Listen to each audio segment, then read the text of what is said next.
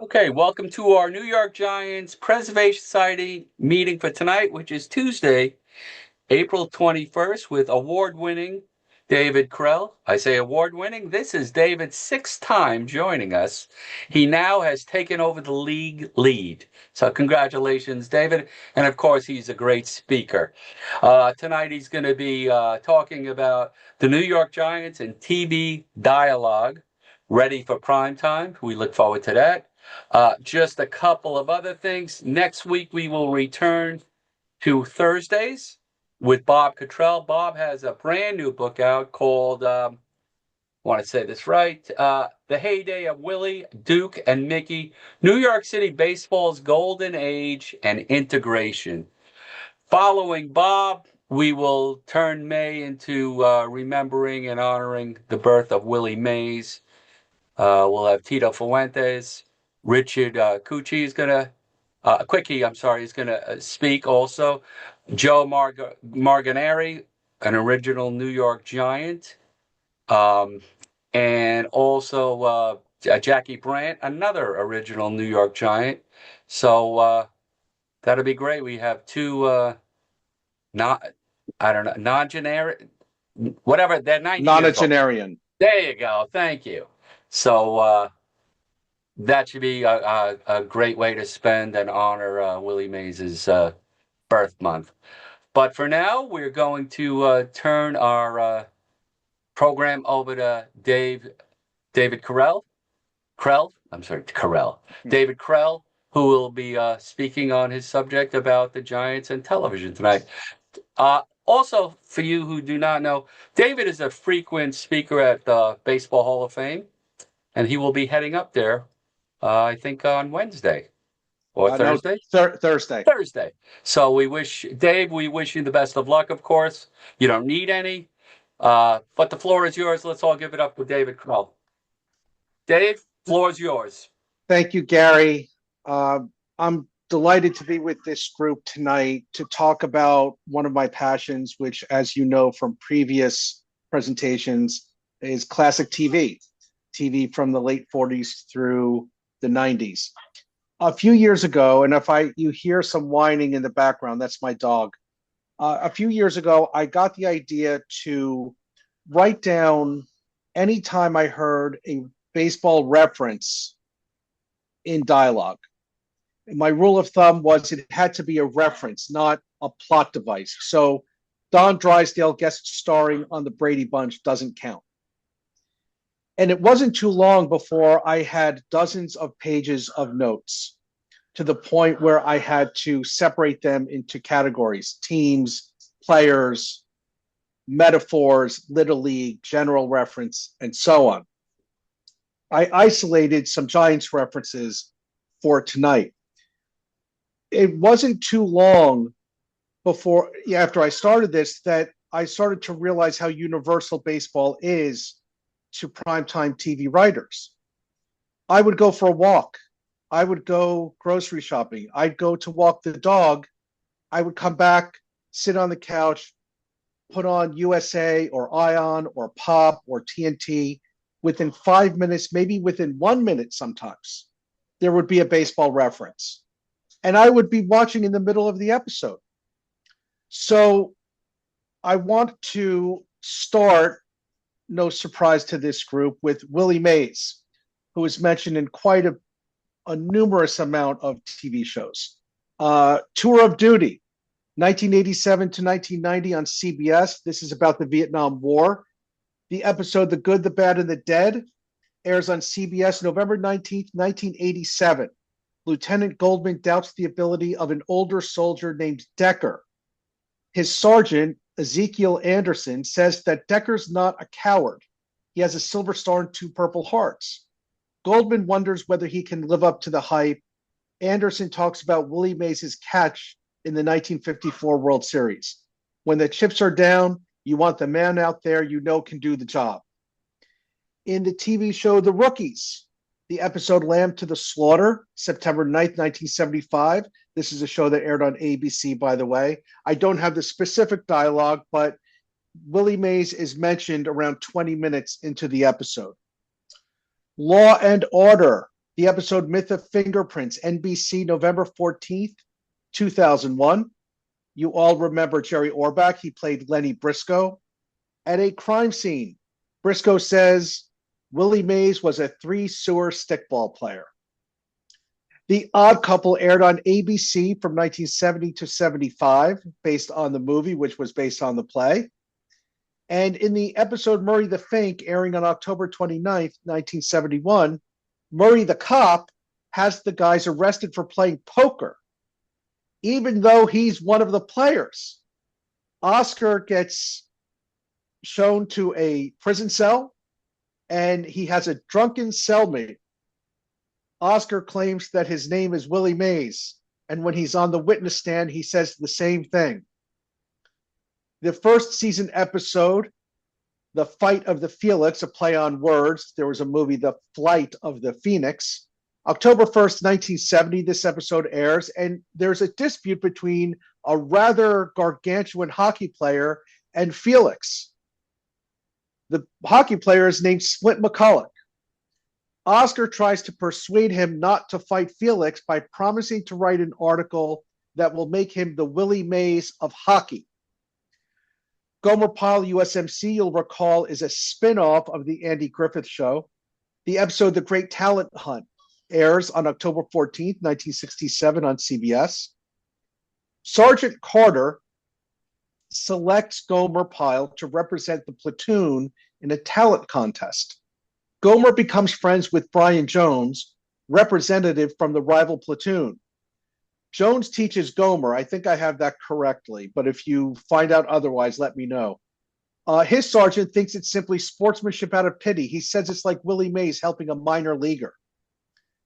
Happy Days was a Goliath for ABC. It aired from January 1974 for the next 10 years. It goes off the air in 1984.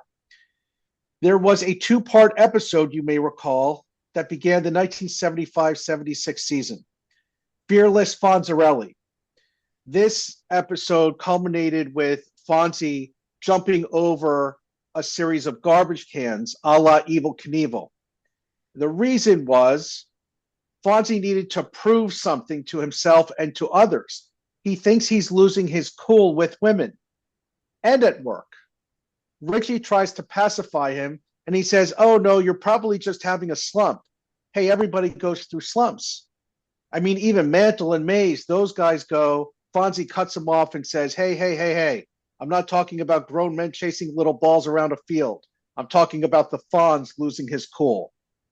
Let's move on to the subject that I know is near and dear to the hearts of people in this room, the shot heard round the world. Happy Days again. A Shot in the Dark is the name of the episode. ABC, January 25th, 1977. Richie has some success as a basketball player for his Jefferson High School team. But in a crucial moment, Richie misses a free throw that would have tied a game and sent it into overtime. His father, Howard Cunningham, tries to console him. Look, Richard, even the best of them have bad games. You know, like Ralph Branca throwing up a home run ball to Bobby Thompson in the playoffs and Mickey Owen missing the third strike and losing the World Series. Richie responds, yeah, but Dad, this game was important. Law and Order SVU, the episode Ill Conceived, airs on NBC December 3rd, 2003. The detectives are talking to a scientist about DNA. Scientist says, so this guy comes in and says he's got the shot heard round the world. A detective says, what are you talking about? He says, Ralph Branca, Bobby Thompson, 1951. Giants, Dodgers. The most famous home run ever hit. But nobody ever found the ball. This collector paid almost 7 figures, only he got ripped off. How could you tell? DNA. None from Ralph Branca anywhere on the ball. MASH aired on CBS from 1972 to 1983. It was based on the movie from 1970, which was based on the novel. There's an episode called War Co-Respondent. It airs on CBS on March 3rd, 1980. War correspondent Aggie O'Shea is played by Susan St. James in this episode. She visits Mobile Army Surgical Hospital 4077 and takes an immediate liking to BJ Honeycutt, who, though he is completely devoted to his wife back in Mill Valley, California, has reciprocal feelings. She calls Dick Sizzler the Bobby Thompson of 1950 when BJ tests her sports knowledge. Then there are some other baseball references. The staff gossips about the couple, and Father Mulcahy calls it pitching woo, which prompts the line, "Isn't he the Chinese baseball star?" Hawkeye is jealous of BJ and says that he'd be glad to serve as a pinch hitter. Mel Ott is referenced in the MASH episode Heal Thyself, January 14th, 1980. Colonel Potter and Major Winchester get the mumps, so they have to quarantine together. Winchester, as you'll recall, is an opera fan. He wants to play his opera records with giants of the genre. Potter exclaims that if he wants music, he'll send for his 78s of Tex Ritter, and if he wants a giant, he'll get Mel Ott. Another baseball reference in the episode, Potter calls Captain Newsom a pinch hitter filling in for the sidelined doctors. Mel Ott is referenced in the Barney Miller episode The Social Worker, which aired on ABC September 18th, 1975.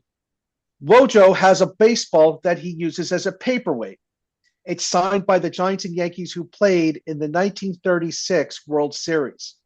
Carl Hubble, Lou Gehrig, Mel Ott, Red Ruffing, Lefty Gomez, and Twinkle Toes Selkirk are among the signers. Inspector Luger offers $20, then $25 for the ball. Wojo refuses. Luger offers $30. Wojo refuses again. Luger exerts pressure. Sometimes a man can use a friend among the higher-ups in this little New York City police department of ours. Wojo later relents and gives Luger a signed baseball. But a forger named Harold Polanski, recently apprehended by Harris and Amenguale, apparently forged the signatures for Wojo, who keeps the original baseball. In the episode Dog Eat Dog of CSI, airing on CBS on November 24th, 2005, one of the several incarnations of the Polo Grounds is referenced. The CSI investigators are looking into the death of a man who had 20 hot dogs in his stomach when he died. Gil Grissom quotes Humphrey Bogart, "A hot dog at the ballpark is better than a steak at the Ritz." Then he explains the origin of the phrase hot dogs. Grissom says that it happened at the Polo Grounds in the 1860s. A German butcher sold dachshund sausages, but people couldn't pronounce that, so they called them hot dogs. A general Giants reference happens in the episode Boys of Summer in the show Brooklyn Bridge. Gary David Goldberg created Family Ties, which was a hit for NBC from 1982 to 1989. After that show goes off the air, he develops Brooklyn Bridge, and it airs on CBS. It's a love letter to his childhood. It revolves around him and his brother growing up with their family in Brooklyn. Well, this episode on October 4th, 1991, has a scene outside their apartment building where the kids are playing stickball.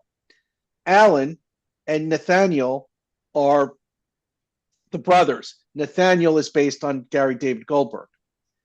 Alan is older. He makes believe that he's Jackie Robinson while he's at bat, and he lets his younger brother Nathaniel substitute hit for him. Warren Butcher, one of the gang, doesn't want to pitch to the little kid. Well, Alan convinces him otherwise. Warren says, "But this counts. If he makes an out, it's an out for you guys." And Alan says, as a Brooklyn Dodgers fan, "What a jerk. No wonder you're a Giants fan." Let's move to San Francisco, 3,000 miles westward. I know some of you follow the Giants even today. Dragnet, the episode AID The Weekend, airs on NBC February 12th, 1970. Gannon and Friday are watching a baseball game. Now, remember, these were LAPD detectives. But who are they watching? Dodgers and Giants. As they're watching the game, we hear the announcer say Dodgers 3, Giants 2.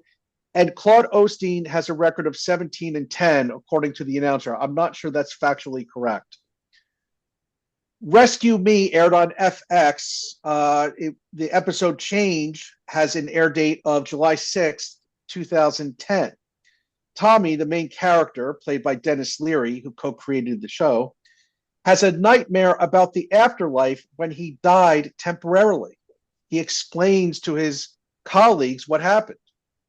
Mike says it sounds like hell. Needles says Tommy goes to hell. Or in other news, the sun will be setting in the west this evening and Barry Bonds was on steroids. The Streets of San Francisco, you will remember as one of the hits for ABC in the 70s. Lieutenant Mike Stone, played by Carl Malden. Inspector Steve Keller, played by Michael Douglas.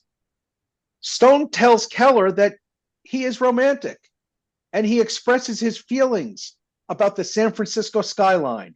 Rick Barry taking a free throw, and Bobby Bonds swinging the bat.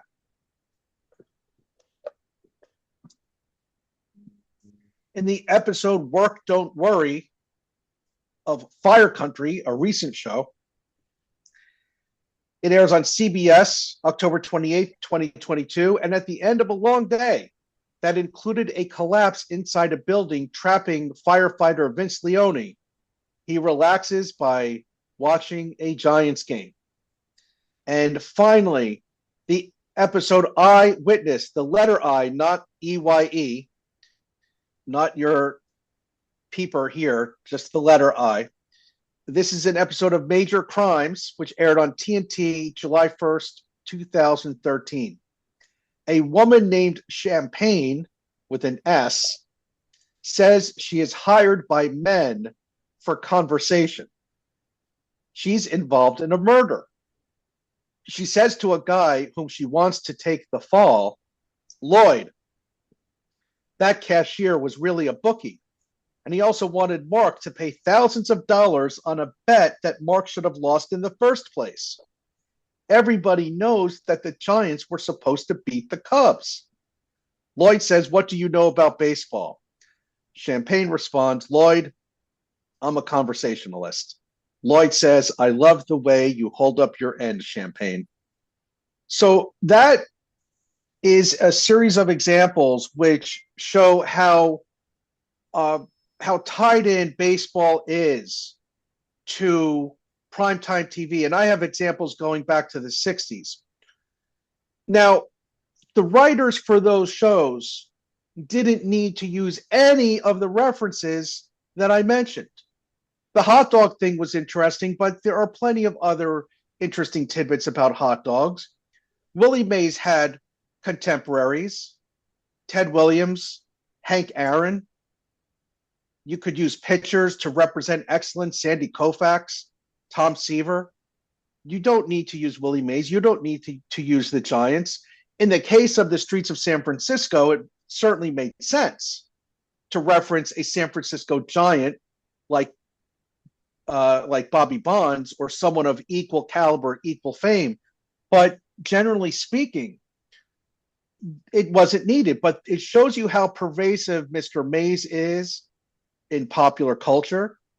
It shows how pervasive baseball is in general.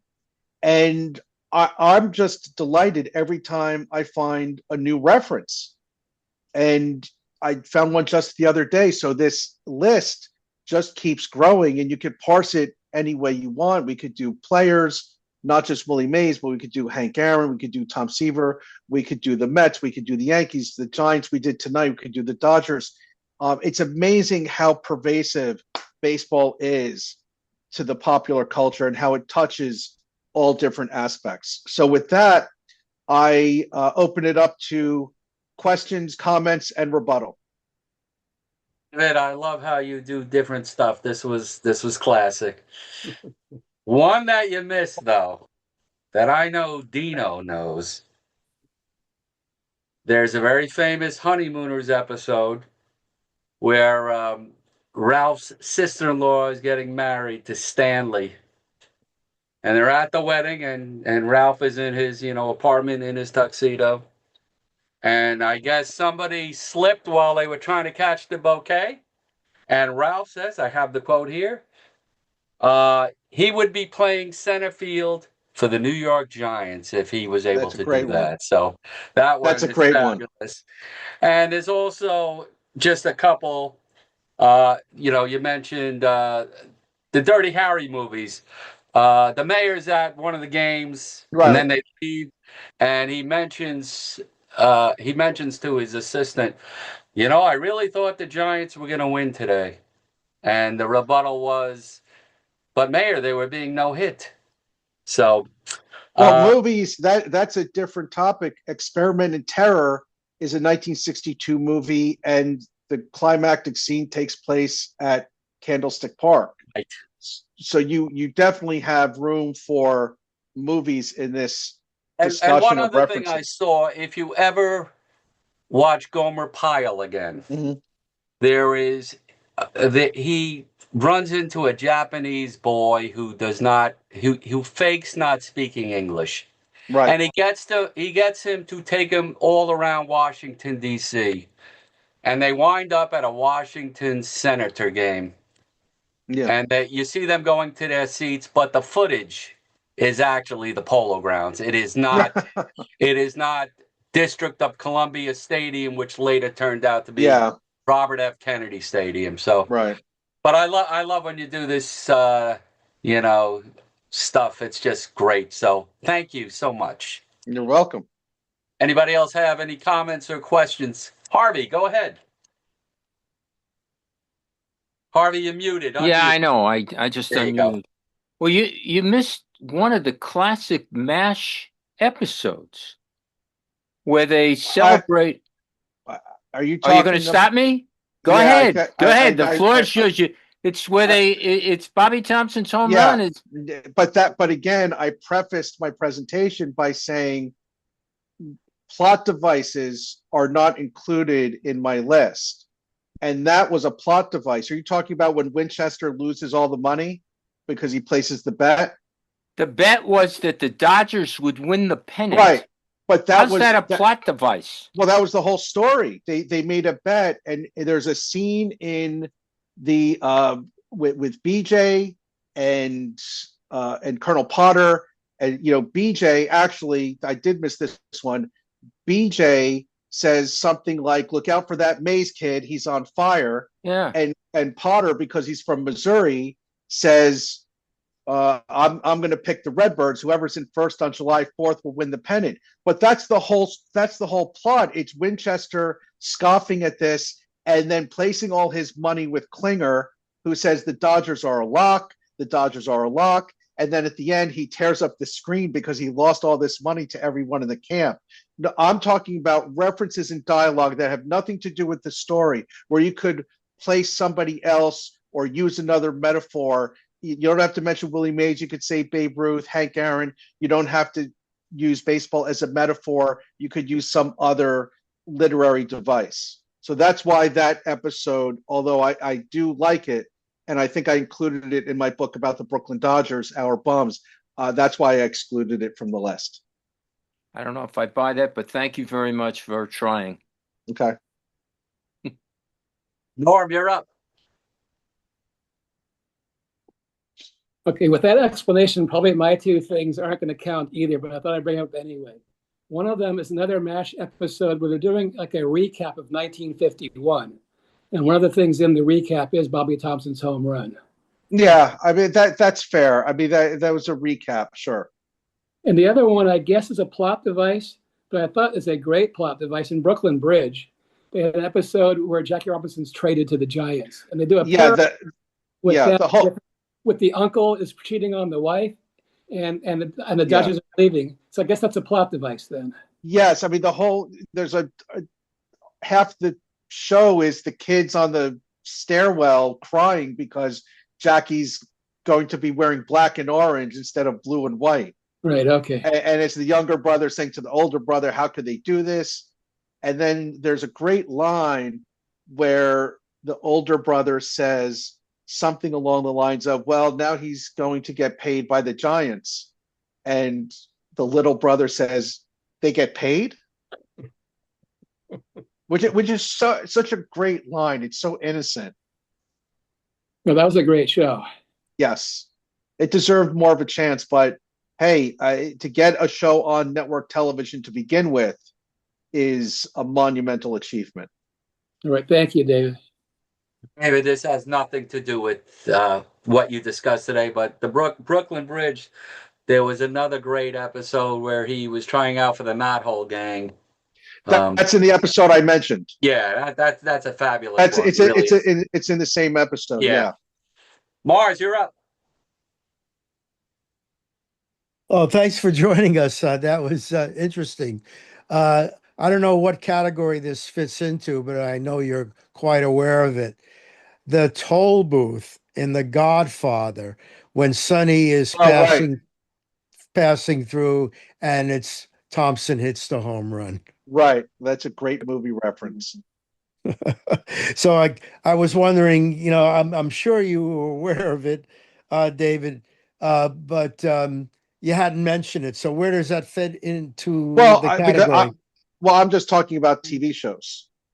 So okay. There could be a separate discussion of movies, but I think that's really important because it's a lot of directors use music to set the setting, to establish the time frame. Goodfellas, for example. In The Godfather, he's using a news event. And I think that's really clever, the way he did that. Thank you, David. Renee, you're up. Thank you. This is really fun. I really appreciate. And some of the shows you've referenced, I've watched some of them. So you really entertained me a lot with that. But there was one thing that, I mean, you went through it real quick because there's so much. I was a big fan of Barney Miller, and I loved that particular episode. So when he finally gets the ball, because he sells it to him, Wojo, reluctantly, but thanks to the forger, he does. So he's reading out loud before he leaves the squad room, and he goes, he's running off these names, and one of them in the end he goes like, John Hancock, and he looks at Wojo, and Wojo goes, "Oh, he was a utility player for the Giants." Right. Oh yeah. Well, I remember that. Great episode. Thanks. I really enjoyed this. I appreciate it a lot. Thank you. Miss Joanne, you're up. You have to unmute, Joanne. Okay, guys, sorry. That was a total farce. I hit the wrong button and it was up. I'm so sorry. I don't have anything to contribute to this. You Does guys anybody else really nail it. Anybody else have a comment or a question? Bill Clink, you're up. I don't know if we've seen references in other movies to this event, but when I started watching The Bronx Tale, I couldn't figure out when it was set. That is until De Niro got behind the wheel of the bus and was lecturing his son. And in the background, it's the ninth inning of the 1960 World Series. Yeah. Mm-hmm. And I'm always intrigued by that series. It was the first one that I listened to from, bookend from game 1 to game 7. Didn't watch them all on TV, obviously. But are there other references that you know of to the 60 World Series, and particularly Mazeroski? I know it's not a question. I'd have to go into the document and do some searches, but I'm sure it's been I didn't know if you knew referenced before. But that, what you mentioned in A Bronx Tale, Francis Ford Coppola using the shot heard around the world in The Godfather, which somebody referenced to establish the time, and as Sonny goes through the toll booth and gets assassinated. These are great examples, and it furthers the thesis that baseball is universal. Would a football game, would a basketball game have the same impact culturally? Would it take you back to that moment in time? I doubt it, because do you know the difference between Super Bowl I and Super Bowl II? Do you know the different Super Bowl scores when the Steelers won with Terry Bradshaw? If you do, more power to you. But most people in this room, all people in this room, I think know that Reggie Jackson hit 3 home runs in one game in the 1977 series. I think everybody knows that Mr. October. right. Everybody knows that Willie Mays' catch did not happen in 52 or 53 or 55. It happened in 54. So baseball just has this, it's embedded in our, it's almost like it's in our DNA. It's embedded culturally in our memories. We're losing a little bit of that, I think, especially with younger generations. But I do believe for people of a certain age, you know who played in what World Series. You probably know how many games it went. You know if there's anything interesting about it. And that's why I think these examples that you're giving, along with the ones that I provided, just prove that, and it proves the impact emotionally as well. Here's an interesting one, David. Dragnet, Jack Webb, badge 714. Yeah, 714. Yeah.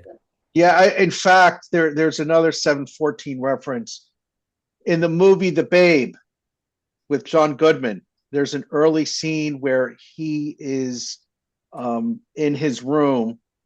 John Goodman playing Babe Ruth, Bruce Boxleitner playing, I think it's Jumpin' Joe Gordon.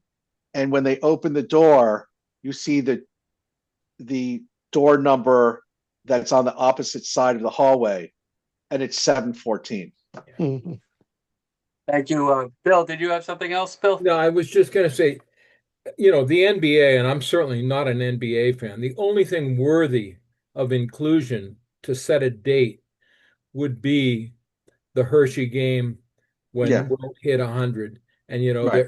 and if they were intoning Wilt's got 95, Wilt's got 96, I mean that would set the time and the date. Well, everybody knows that one. That just happened to be in 1962, and Right. somebody I know very well wrote a book about that year called 1962 Baseball in America in the Time of JFK. I listened to that Nick game on the radios from Hershey, Pennsylvania. Yeah. Hank, you're up. I've got a large screen reference now. Back when, it still makes me laugh all these years later. Back when Woody Allen was still making funny movies and we didn't cringe when we saw his image. There was one where he played a bank robber, and as part of his sentence after being caught, he has to be subject to psychoanalysis by the prison psychoanalyst. And the prison shrink has Woody Allen in it. His name is Howard Shrebnick or something like that in the film. And he says, well, Mr. Shrebnick, when you are seeking to prolong your lovemaking, what do you think of? His eyes dart around and he says, Willie Mays. Yeah. It's fantastic. Yeah. Joanne, you're up. Now I do have, it's not a question, more a comment. When you were talking about how baseball is, and it leaves such an imprint. I had lived abroad for many years, and my partner, who was born in East St. Louis, had this whole thing about baseball. He loved it. He was born 1950, and he could, name all the stats as you guys do so beautifully. But he formed a whole group in London, and they were all American baseball fans. And I'm talking in the 90s. So this was really amazing to me that these guys talked about actual games that they never attended, obviously, but they were still naming, seconds and things that happened that was so marvelous. And as an American living abroad, it just was so special. So it's definitely, worldwide. Well, it saturated the culture we all grew up in. Yeah, but these were definitely Brits. We're not talking only Americans. They were just all They were all gathering and talking about it. I was amazed. And that was from Scotland. He connected with a lot of people. It was amazing. So anyway, that's my bit.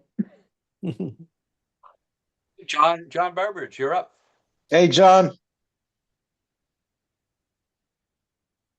John, Unmute. unmute.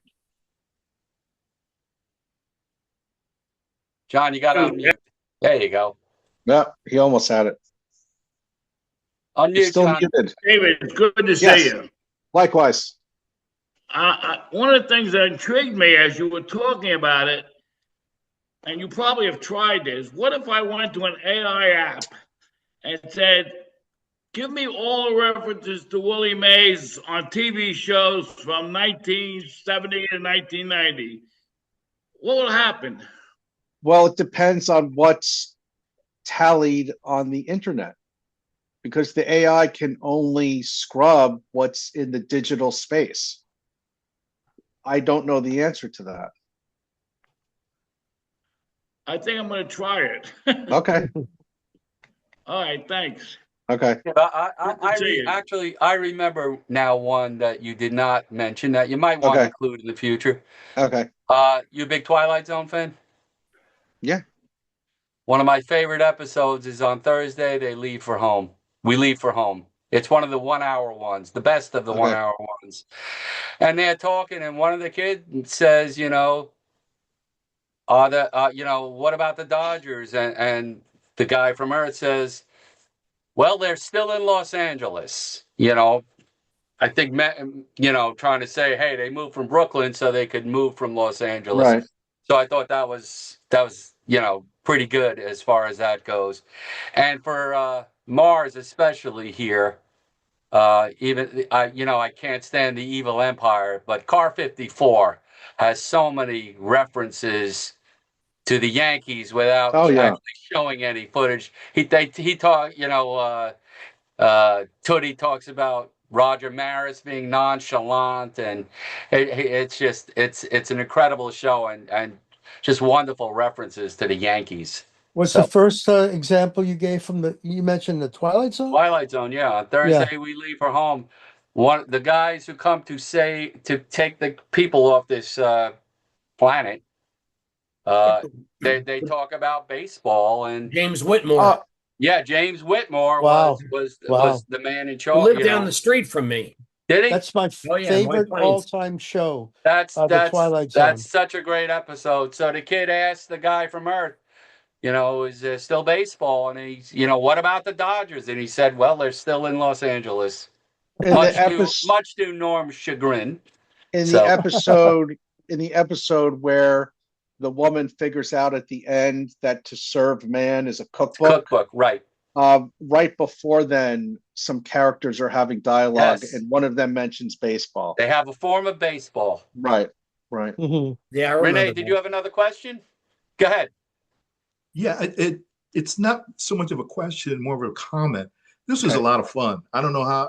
I'm sure everybody felt the same way. Book.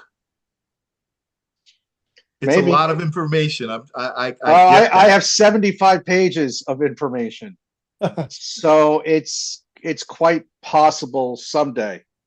Okay, that's a book I would buy.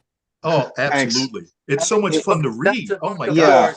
That's a book, of course, we'd have you back.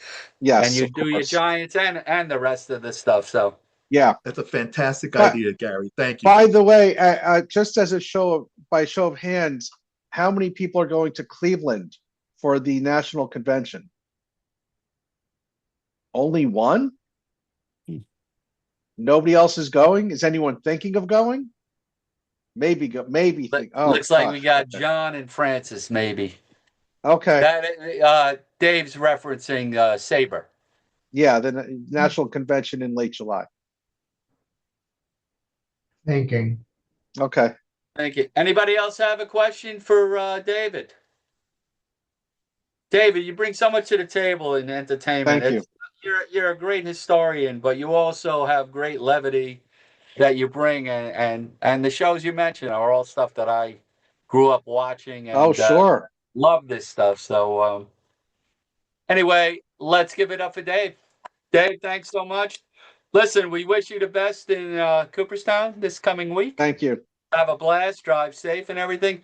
We will reconvene next Thursday with Bob Cottrell.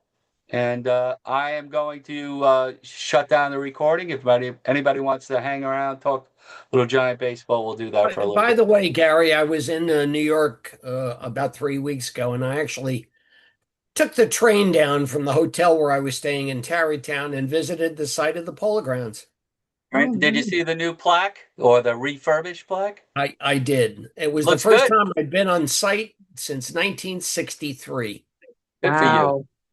I had forgotten how large the footprint was. Absolutely.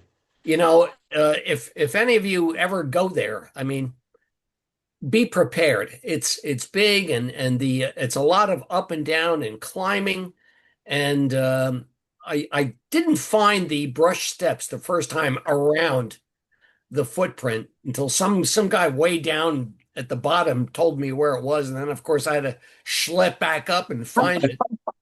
You know, and I was ready to pass out until I had a lovely hamburger at a cooked by Ahmed, the Jordanian, in a bodega. Thank God I had it. I was ready to just. But it was quite a place. It was quite a. I mean, if you ever look up urban blight in the dictionary, you'll see. You know, it's a sad, sad, sad place. Yeah. Yeah. But What about the bodega? Do you have a name and a location? I think it was called Ahmed's. Very You know, and good. here the place is nearly 100% African American, maybe Yeah. some Puerto Ricans, but there's an Let's just say goodbye to Dave so he can get out of here. He's got packing to do. Let's give it up for Dave, and then we can take. Dave, thanks so much again. Be well. All Thank right, you. Dave. Well Take done. care. Thank you. Let me shut off the recording.